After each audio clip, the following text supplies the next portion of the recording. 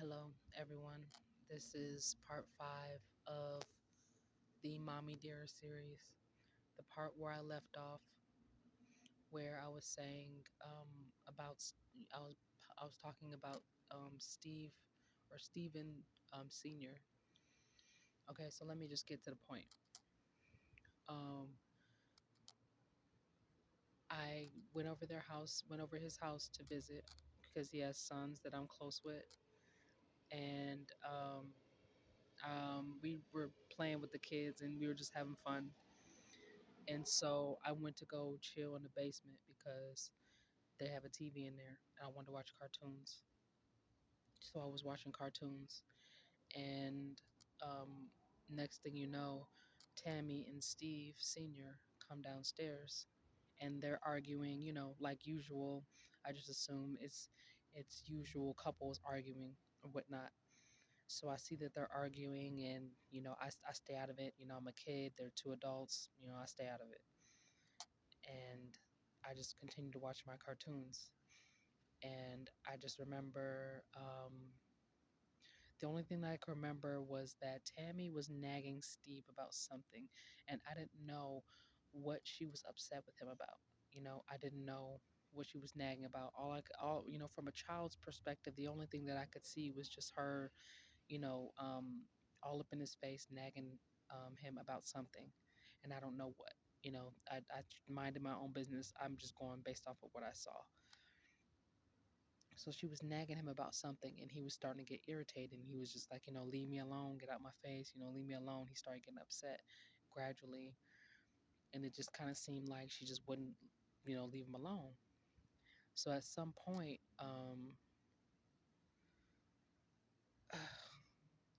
I don't remember how things like exactly accurately how things played out, but I just specifically remember like him getting up.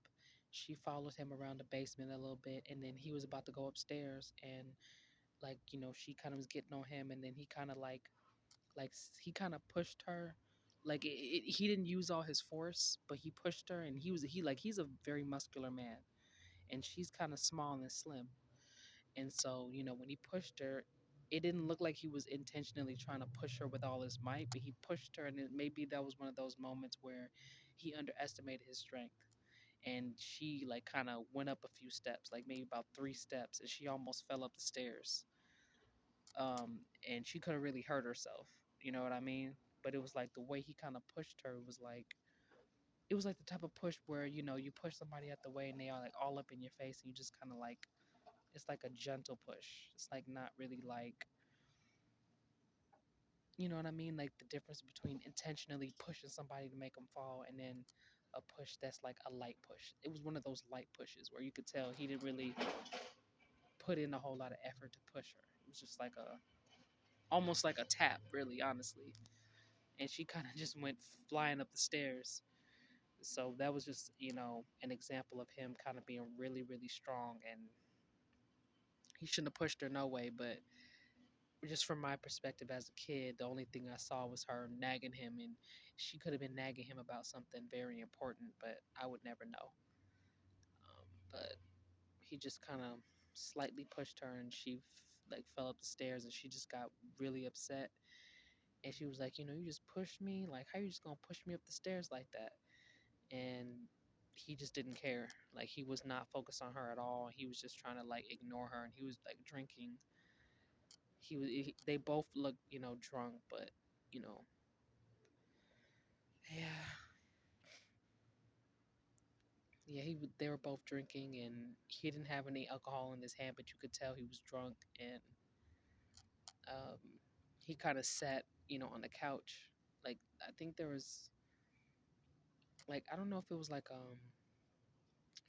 a love seat or if it was like two small little couches right next to each other, but it was like he sat on the same side as me, but it was like far away. And I don't remember if it was like a really long couch or if it was like two couches that were next to each other. I don't really remember.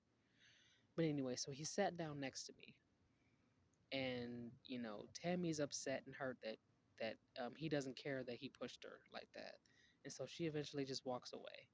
And I ask him, is if he's okay, and he doesn't respond. So I assume that he's not okay. And like I said, because I was a child at the time, I assumed that she was just being mean and just nagging him, and I felt bad at the time. So then I said, was she she getting on your nerves or something? Everything okay? And he was just like, he just like laughed. And then I was like, oh, okay, because he was kind of like a father figure. So I guess that's why I talked to him like that at the time, because I hadn't seen any red flags aside from that, altercation, which, like I said, from when I was a child, it seemed like she was kind of just nagging, like people in general. And so I guess I just perceived her as being the one that was tripping. Now that the more things are unraveling, maybe she wasn't tripping after all. But at the time, that was all I saw. I was a kid, so I was kind of short sighted. So he laughed, and then I remember he asked me a very inappropriate question, which was, have you ever, like, had sex before? And I didn't know why he was asking me that, you know. But because I saw him as a father figure at the time, like I said, like we were all very close. He was like a father. Like, I mean, the closest thing to a father that I ever had. So, his sons were like brothers to me. So I guess I thought that was gonna be like one of those birds and the bees conversation. I thought he was gonna say something along the lines of, if you're ever decide to date, be careful the person you choose. Like I thought that it was gonna be that type of conversation. So when he asked me, I felt uncomfortable. I felt very uncomfortable, but I felt obliged to answer. Because it almost felt like I was talking to my actual father. So I felt obliged to answer. And I said, no, I've never engaged in that before. So then he asked me to come here, which I felt very uncomfortable in doing so, but I felt obliged because he was the only male authority figure that I had growing up. One of the very few, should I say. Um, and so he walks towards the bathroom in the basement, and I don't know why he's doing that. Like I was 11 at the time. um it what I'm saying, it was the very first year of my life ever, like, having sex education. So I didn't know anything about what his intentions were, what he was trying to do. I was just following his lead because he was the adult and there was no other adult down there. He and I were in the basement, so I'm thinking about my safety here, and I'm trying to comply so that I can get out of the basement safely as possible. So, okay, so we fast forward to the part where he's standing in front of the bathroom door, and I follow him to the bathroom door. And then he proceeds to, he's attempting to pull down my pants and underwear. Now, this is the part where I stop him, because at this point, even though I may not have known what he was intentional, like what his intentions were, at that point it became clear that he wanted to engage in adult activity that I wasn't at the time ready to do, and nor was it appropriate because I was a child and he was adult. So at that point, it became clear what he was trying to do. So I was like, no, I can't do this. I'm not comfortable. I have to leave. So I luckily I made it out of that basement, because there's no telling, right, how he would have responded. But I was calm. I was very calm. I cooperated, and but I want to backtrack to the beginning of the conversation when he asked me if I had ever had sex before. Before he asked me that question, he said, "Can you keep a secret?" And I said, "Yes." That was before he asked me if I was a virgin or not. So I said, "Yes." Like I said, when he asked those two questions, I thought he was preparing. I thought he was about to have a grown person conversation with me. Like I thought it was going to be a situation where he was going to give me advice. Because in my honest opinion, I've had many conversations with the adult figures in my life, whether they're family, friends of family. I've had many mature conversations with adults, not inappropriate per se, but they would, give me really good advice that ended up helping me in the long run in life.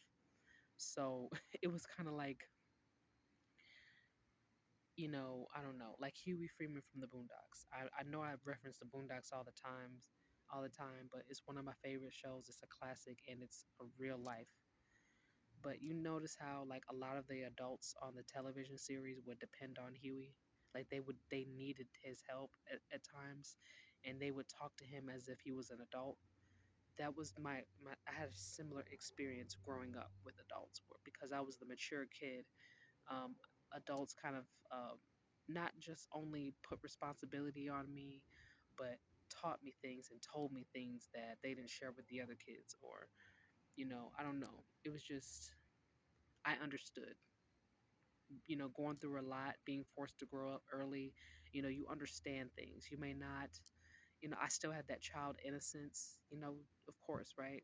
That naivety, that, gullibility as a child. But I had that wisdom of maybe perhaps a young adult only because I was put on game by adults that were in my life that trusted me with information. Not inappropriate information, but just they was putting me on game. They saw that I was mature. They saw that I was a young hustler. They saw that I was about my business, about my grind, and they respected that and they put me on game. It was like, well, you got to watch out for these types of people. You got to make sure if you're going to, work hard, you got to work smart too. You got to do this, you got to do that. And a lot of times I was given that information at such a young age. And so I took it in and I listened. So when he asked me those questions, like I said, I thought he was about to have a tough talk, like be careful who you have kids with type of talk, or if you're gonna be with a woman, don't be with a woman that's gonna, you know, yeah, that's the type of conversation I thought he was gonna have. I'm gonna be 100% honest. But then when things turned sideways and he started trying to make a pass at me sexually, that was when it became very clear that, oh no, this is not this particular adult's intentions. I had never had an adult do that to me before, at least not that I remembered. Out of all the adults that I had mature conversations with, they've never ever tried to touch me inappropriate or have conversations about sex. So that's how I knew that um, the direction that he was headed was inappropriate and I couldn't engage. If it had not been for the wisdom that other adults had shared with me at such a young age, I would not have known what he was trying to do, and I probably would have gone with it, not knowing what was going on. So, so let me just make that part clear. Um, so that happened, right? So after I leave the basement, I go tell my mom. I go tell Selket that I go tell her what happened in the basement. And at this point, she's, kind of furious and surprised. I mean, she was drunk at the time. So she was, calmer than what the average person normally would be, um, given the situation. But I did tell her what happened. And she was, like very surprised. Like I could tell that because she was drunk, um, she wasn't as furious as she would have been sober. I could just tell. Like it was just one of those moments. Um, Now the question is if her anger was coming from a place of, you know, protecting me, or if it was coming from a place of, him doing that was, either fucking up her money or, putting her and him at risk of getting caught for human trafficking children. Those are questions I ended up having to ask myself later on in life because at the time I didn't know what was going on or why. So, anyway, I told her about what happened, and she's like, okay, well, it's time for us to leave. Like, that's inappropriate. It's time for us to leave. It's time for us to go. Like, that's not acceptable. So I was like, okay. And she was like, go get your sister, go make sure you got everything, and let's go. So I did. And my sister didn't know why we were leaving because we were originally planning on spending the night. But because of what happened, we had to leave. So we went home, and my mom is just apologizing to me over and over. I'm so sorry about what happened. I'm so sorry about what happened. Are you okay? Did he do anything? Did he touch you? Did he do anything appropriate? And I just basically told her that I didn't let it get to that point, but that he did try to pull my pants down, and I told him to stop. He stopped. I walked away. He didn't try to follow me. And I just told her that, he just sat on the couch and, kind of just continued to watch TV. And I came upstairs, and I told you as soon as, I got upstairs. And so she's like, "Is that all that happened?" And I was like, "Yeah, I mean, I'm telling you everything that happened. Like, that's it." So we leave, we go home. And then, like I said, she's apologizing to me profusely about what happened and just making sure that I'm okay. And so next thing um, we eventually go to bed, and um, I wake up the next morning, and he's in the house, and he's asleep in her bed. Now, my sister at the time, she didn't know what was going on because I didn't tell her. I don't know if my mother told her. Like, I'm not really sure.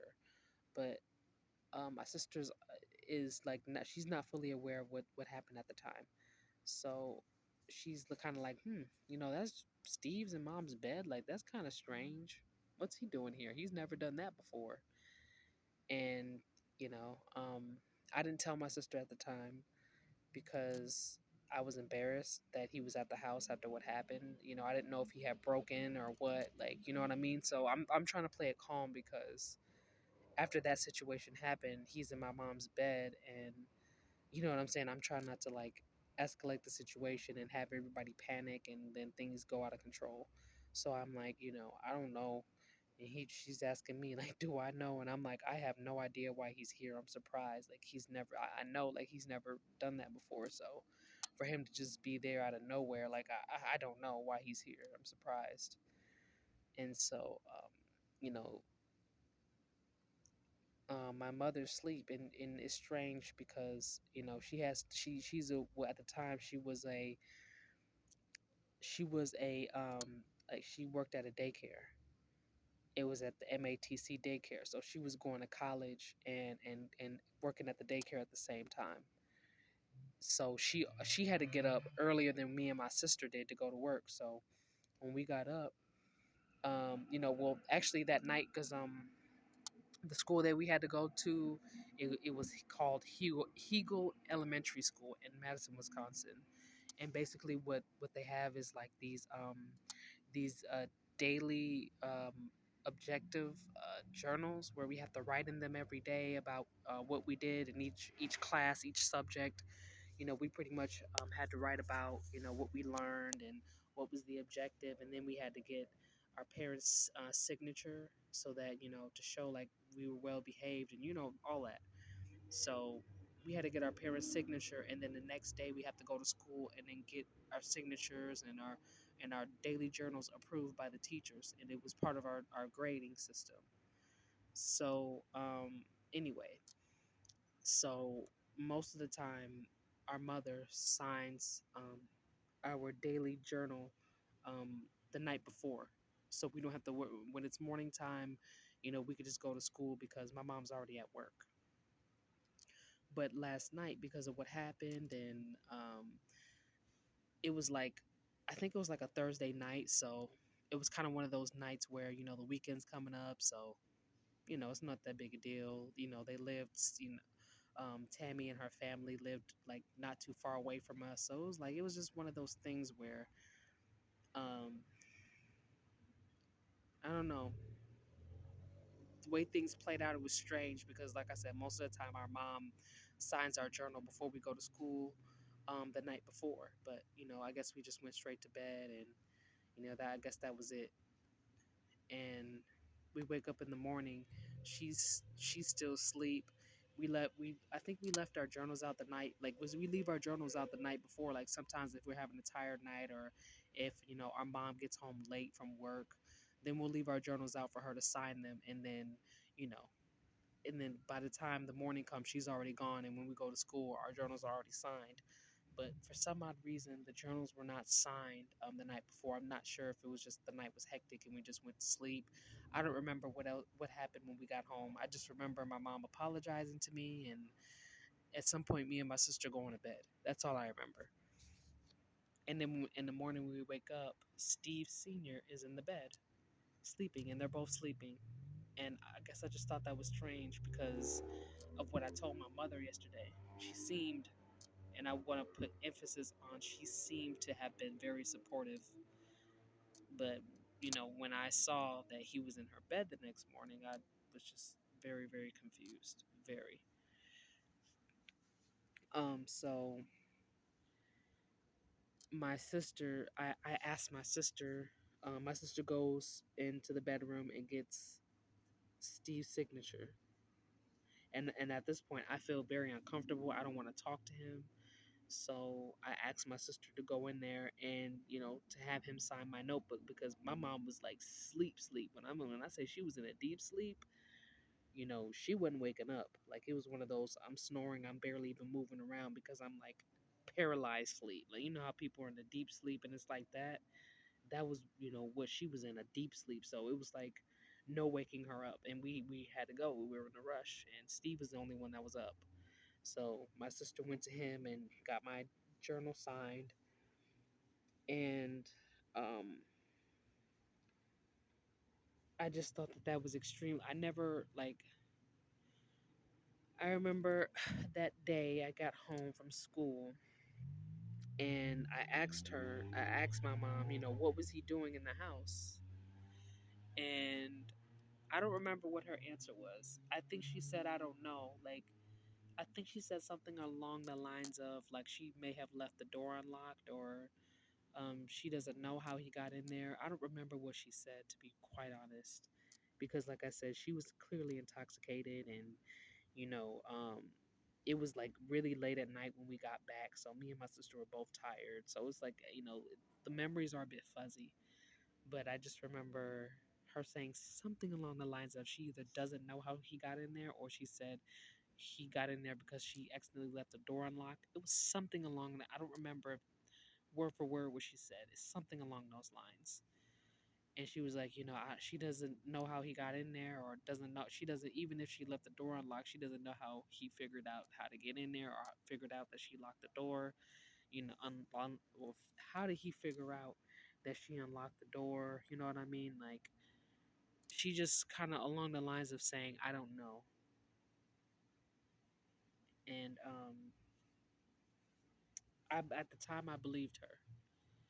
I assumed that he, because she was my mother and she got me out of there, why would she bring me back to the house in order for that to happen? At least I didn't think my mother that diabolical.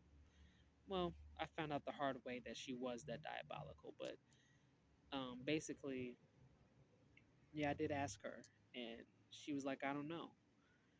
So I let it go because at this point I'm staying with her. I don't really have a choice. If I continue to pester her, she might get angry, and one thing could lead to another. So I decided to let it go. I mean, I don't really have much of a choice. I'm trying to keep the peace while living with, you know, abusers, trying to survive. So it was a lot of things that unfortunately I had to let go. Even though I took a mental note, it was a lot of things that I had no other choice but to let go temporarily until later on in life. So that was one of those situations where when he was in my mother's bed and she's saying that she doesn't know, the first thing I assume is he broke in, or, maybe my mother forgot to lock the door. And because of the situation that happened, he may have been paranoid and came to pay my mother a visit, you know? But I'm thinking now, because of how diabolical and evil my mother is, that she left the door unlocked intentionally for him to come in. Now, whether that's true or not, I'm not saying that that's true, but you know, let's just say I'm gonna let the truth unfold on its own. So, the next memory that I want to share. Oh, before I move on, I did eventually tell my sister about what happened, and I told her not to tell anybody because I was embarrassed. The very first thing that she did was told my god brother and sister. I think that goes to show the integrity that my sister has. Because if I can tell her a traumatic experience that happened to me, and I tell her not to tell anybody, and the first instinct that she does is tell someone, the very people I specifically asked her not to tell, I think that should show you how annoying my sister is and how frustrating it was to have her growing up, having her as a younger sibling growing up. Very annoying. She did that often where I would tell her something in confidence and she would go tell the very person that I didn't want her to tell. She would do that often. So I had to stop telling her stuff. I had to distance myself from her eventually. But she was doing this behind my back for quite some time where I would tell her something in confidence because I trusted her. She was my younger sister. She pretended to be an ally. And so I let my guard down with her. And she made me look like a fool. I could tell you that much. So moving on to the memory I had when I was 4, I would say, yeah, I was about 4 years old, and me and my sister are at a babysitter's house, and this is one of my mother's friends from high school as well. Her name, I don't remember. I think it was Denise, but I'm not 100% sure. I don't remember her name. I think it was Denise, but I'm not 100% sure. But she had an older son. Now, at the time, her son was in about fifth grade, and I was barely turning 5. And he's in the closet. Don't know why he's in there. It's dark. I don't know why he's in there. I don't know, to be honest. But he's in there. At first, before he went in the closet, he had his shirt off, which, I mean, at that age, I knew that boys walked around without their shirts, so I didn't really care. So then he goes in the closet, and then he opens the door, and he's down. He's no longer wearing basketball shorts, and he's down to his boxers. And I'm just ignoring him because I'm like, whatever. He's being weird. Like, I mean, I was 4, so that should tell you enough about that situation. So he's down to his boxers. Then next thing you know, he opens a door, and it's clear that he's like in the nude. And he asked me to come inside. I don't know why. And you know, in that very moment, I got molested. He was able to influence me to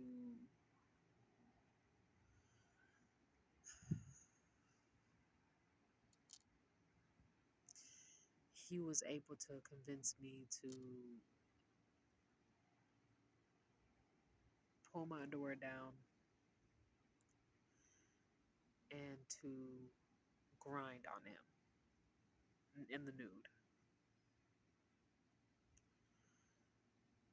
And I go along with what he says because I don't know better. At that age, at 4 years old, I didn't know better. I didn't know what I was doing. I didn't know what I was getting into. I had no idea. And I'm just listening to whatever he says because his mother is not at home. I think she at the time she was going to go do laundry, so she was like right downstairs or something, or she was like really close nearby, but she wasn't too far away. And um, I'd pretty much do whatever he asks. So next thing you know, we hear keys jingling, and the door opens, and so I hurry up and I put my clothes back on, and he's still in the nude because she caught us off guard. So the only thing like I had to, like I was mostly clothed, you know, so it didn't really take me much to put on my clothes, but um, I wasn't able to get my pants on in time because she came in and she bursted in, and I just had my shirt and underwear. And he was like in the nude. So when she walks in and she sees that he's in the nude and he's in the closet, we're both in the closet. My sister's just outside, throwing, she's upset because she doesn't know what's going on and she wants to participate, not knowing that it was something inappropriate. And so his mother comes in and she sees me, she sees her son, and she's very upset. And at this point, I realized, oh snap, I did something wrong. just based off of her response, her reaction, she's very angry, and she picks up one of those like little it's like a black cone shaped thing that like that people put in their shoes, like more specifically like adult shoes.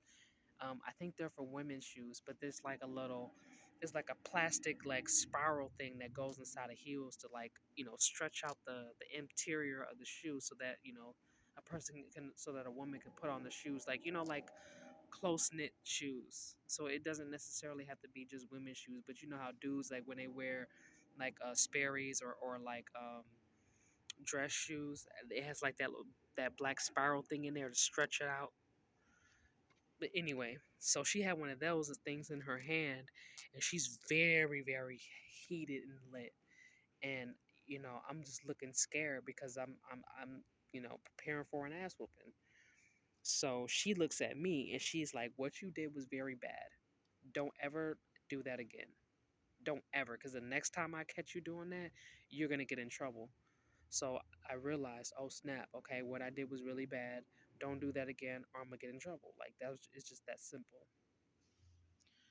So she charges towards her son. She was like, come over here, come over here by the couch. And he's scared, but she was like, um, you know, forcing him to put his boxers back on. So when he puts his boxers on, she's like, basically pull your drawers down to where your butt's showing only. And she, you know, beat it. She whooped his ass. Whooped his bare ass and gave him a whooping, like basically telling him that he knew better, he shouldn't have did that. And she was just looking like, she just warned me and was like, don't ever do that again. And so I understood at that time. And so she called my mom to come pick us up. And she comes and the babysitter explains to her what happened. And I'm scared because I'm thinking, if somebody responded like that towards me and that's not my mother, imagine how my mother's gonna respond. Oh no, I'm gonna get in a lot of trouble. So when my mother gets there, the babysitter explains the story, and I remember the babysitter looking away from my mother at some point, to kind of eye her son to see what he's doing, you know. And my mother, like, she gives me like this smirk, like she smirks at me, like, and it's like a smirk, like the type of smirk that a person gives when they're like congratulating you, or I don't know, like I can't explain it, but it was like that congratulations type of smirk. It was like that, sadistic smirk. Like that was the type of smirk that my mother gave me. And at the time, I didn't understand why, because um, at that point I knew that whatever happened, it was wrong. You know. Now, say if I don't know, the situation was different and she hadn't responded like that, I wouldn't have known that I did anything wrong. Like I wouldn't have known. Something felt off, I will admit, like in my gut at the time, but I didn't feel it until after the events occurred, and he asked me to pull my underwear down. It just didn't feel right, but I was just going with whatever he asked me to do because he was older. I thought he knew better. You know what I mean? He was the elder, and I knew that basically to listen to him since the mother wasn't there, and you know what I mean? So, but it's just, it, like the whole encounter, it just felt gross. It felt wrong, It did, but I didn't know how to express that in words because I was so young. And my mother just gave me this smirk, and I just knew at that time, because it was already made clear that whatever happened was wrong. When she smirked at me, it just let me know that something was wrong with the way she responded. Something was wrong with the way she responded. It was clear. So there's that memory. And there was another memory that I had when I was 7 years old. This was when me and my sister were playing basketball with some childhood friends. Another one of my mother's, like, I guess, friends that she grew up with and had, they had kids, and we all went outside and played, and we were playing basketball, and me and my sister are on the same team. And then, me and my sister are the only girls that are there. Like, everybody else are boys. And so we're playing basketball. We're doing teams, and my team's doing pretty good. I'm the team captain, and you know my team's doing pretty good. You know we were playing pretty well. We were winning, and then next thing you know, um, now one of the kids that we were playing with, they had a twin. They were twins. One's name was Brian. One's name was Ryan. They were twins, and they were my mom's friends. Children, our sons. And so we're playing, right, and then Ryan, when we're playing, like, he's on, like, he's my defense, so everything's going smoothly at first. We're playing basketball, everything's just fine, no red flags. And then next thing you know, like, he starts, like, fouling me heavy. Like, we're playing prison basketball, like, literally, like, he starts fouling me like a mofo. Like, I mean, he's pushing me on the ground, like, he's slapping my hand to get the ball out of my hand. Like, he's fouling all type of wild and crazy. Like, and I didn't know why he was doing that, because we were all playing basketball just fine. And yeah, he had strong defense, but he wasn't fouling me and stuff like that. You know what I mean? Like, so for him to go from playing, fair defense to, like, just all flat out fouling me, like, he was a good basketball player, and he was strong too. So I feel like if he really wanted to get the ball, he didn't need to foul me to get it. You know what I mean? He had to cheat to do that. You know what I mean? But we were doing pretty good, and next thing you know, he starts fouling me, and I'm like, what the? He starts fouling me crazy. He's playing like prison ball. Like, I don't know why he's doing that. I'm like surprised, but like the way he was fouling me though, like the difference between somebody playing basketball and they fouling because they're being a jerk, or they just fucking with you, or they're being a sore loser, versus somebody that's like fouling, they trying to injure you. He was fouling me in that way where he was trying to injure my ass. Like I said, he would push me on the ground.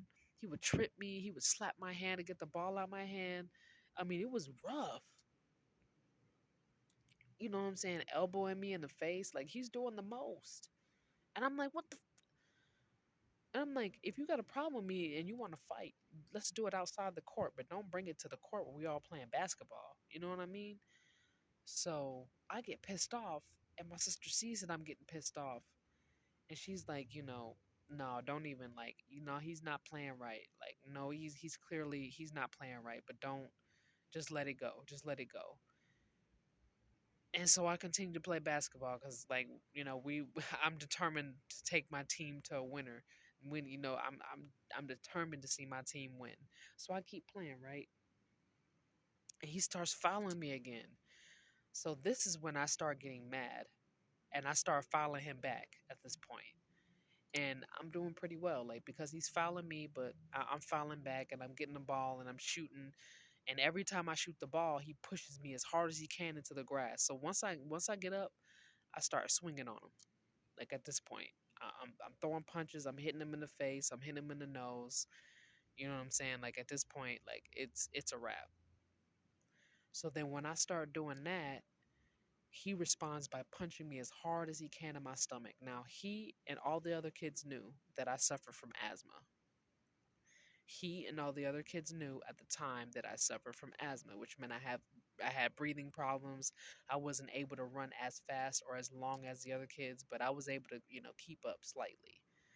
So he punched me as hard as he could in the stomach, knocked the air out right out of me, and I could not breathe. Like, I thought I was going to die because he punched me so hard in my stomach. And he was like, I would say he was about, I was 7 and he was 10 at the time. So, and he was a big 10-year-old. Like, he was fit. He was a muscular 10-year-old. You know what I mean?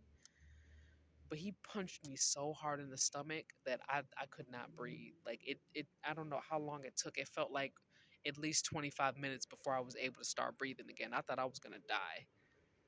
I really did. I thought I was going to die. He punched me so hard. I got up. I started punching him. But like I said, the punches that I was giving him were like not like boxer punches. It was like, you know how, I was hitting him with the side of my knuckle, like where my pinky is, like right here, and I was hitting him like that.